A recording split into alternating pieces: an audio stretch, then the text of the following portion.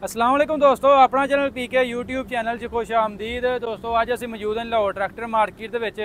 काफ़ी दोस्त रबता कर रहे होंगे, तकरीबन पिछले 2-3 महीने तो बड़े दोस्त रबता कर रहे जी 7% स्कीम कदों आएगी, 7% स्कीम कदों आएगी।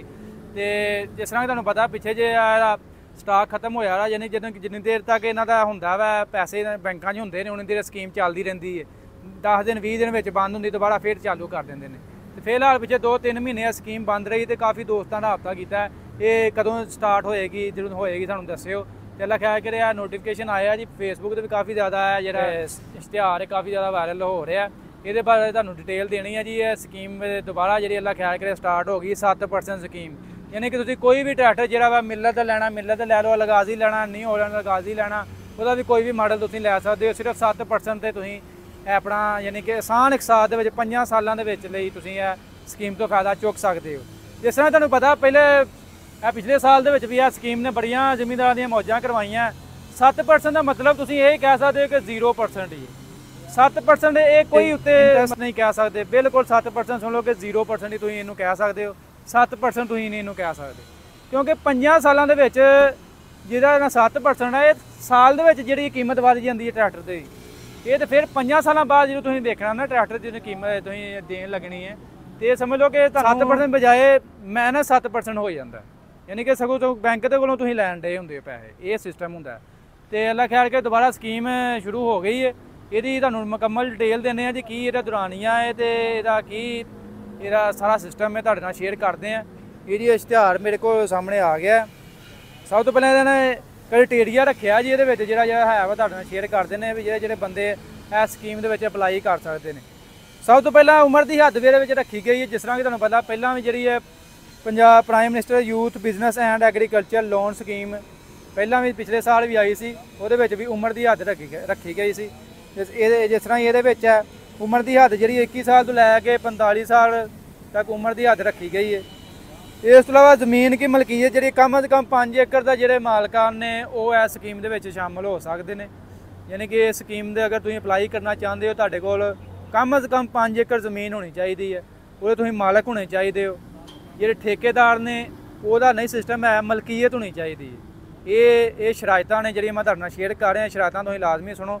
फिर बाद में कोई बंदे रबता कर रहे होंगे बैंकों वाले आते जी ये स्कीम है ही कोई नहीं, तुम है ही कोई नहीं। तो जो शरायतां ने वो तो तुहानूं पता भी उन्होंने फिर पूरा उतरना पैना। पहली गल तो यह है उम्र जी 21 साल तो 45 साल तक होनी चाहिए है। दूसरी गल कम अज़ कम 5 एकड़ ज़मीन होनी चाहिए है। तीसरी गल यह है 5 तो 15 लाख रुपये का जोड़ा ना 5% तुहानूं मिलणगे, ठीक है। उस तो इलावा 15 लाख तो लैके 75 लाख रुपये तक जो 7% मिलेगा। उस तो इलावा डाउन पेमेंट जी है ट्रैक्टर के हिसाब नाल, अगर तुम 85 लेंदे हो फिलहाल ये 40,23,000 रुपये नवा रेट आ गया, उस हिसाब नाल तुसीं 25% जो डाउन पेमेंट देनी है। कैलकुलेशन कर लेनी है, जो भी तुम ट्रैक्टर लेना जो भी मॉडल लेना कीमत चैक करनी है, उस हिसाब नाल 25% वो विचों कढ़ लेना, 25% तुसीं डाउन पेमेंट देनी है। तो ये भी ये शर्त है, ठीक है जी। इस तो इलावा जी कर्ज जी मुद्दत है 5 साल, 5 साल वास्ते तुसीं जी इस स्कीम चों फायदा चुक सकते हो।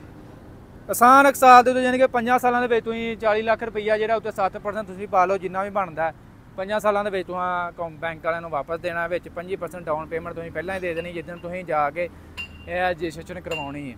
उस तो इलावा किस्त का शेड्यूल जो वा छमाही भी तुसीं दे सकते हो, अगर तुसीं हर महीने बाद देना चाहो महीने बाद दे सकते हो, नहीं तो तुसीं छमाही दे सकते हो। हुण असीं गल करदे हां जी दरखास्त जमा करवाउण दा तरीकाकार की है। दरखास्त जमा करवाउण दे जी फर्द मलकीयत बराए हसूल कर्जा ये जड़ियाँ ने जड़ियाँ जरूरी कागजात ने तुहाडे कोल होने चाहिए जो तुसीं अप्लाई करन जाना।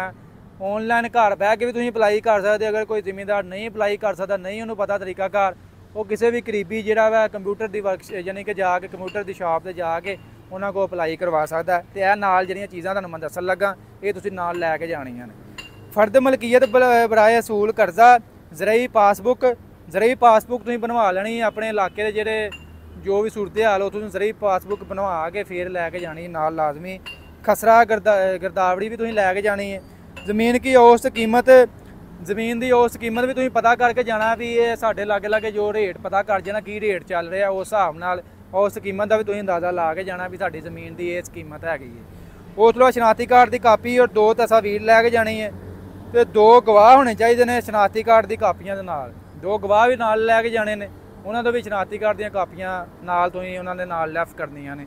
ਉਸ ਤੋਂ ਇਲਾਵਾ ਆਨਲਾਈਨ ਪੋਰਟਲ ਉੱਤੇ ਤੁਸੀਂ ਦਰਖਾਸਤ ਦੇ ਸਕਦੇ, ਜਿਸ ਤਰ੍ਹਾਂ ਤੁਹਾਨੂੰ ਮੈਂ ਪਹਿਲਾਂ ਦੱਸਿਆ, ਆਨਲਾਈਨ ਵੀ ਦੇ ਸਕਦੇ ਹੋ ਤੇ ਕਰੀਬੀ ਜਿਹੜਾ ਵਾ ਕੰਪਿਊਟਰ ਦੀ ਸ਼ਾਪ ਤੇ ਜਾ ਕੇ ਵੀ ਤੁਸੀਂ ਅਪਲਾਈ ਕਰ ਸਕਦੇ ਹੋ। ਤੇ ਫਿਲਹਾਲ ਆ ਗਈ ਹੈ ਜੀ ਸਕੀਮ, ਤੁਸੀਂ ਜਾ ਕੇ ਅਪਲਾਈ ਕਰ ਸਕਦੇ ਹੋ। ਕਾਫੀ ਦੋਸਤ ਰਾਬਤਾ ਕਰ ਰਹੇ ਹੁੰਦੇ ਜੀ, ਦੱਸਿਓ ਲਾਜ਼ਮੀ। ਤੇ ਜਿਸ ਤਰ੍ਹਾਂ ਹੀ ਸਾਨੂੰ ਪਤਾ ਲੱਗਾ ਤੁਹਾਡੇ ਨਾਲ ਸ਼ੇਅਰ ਕਰ ਦਿੱਤਾ। ਇਹ ਸਕੀਮ 7% ਦੁਬਾਰਾ ਆ ਗਈ ਹੈ।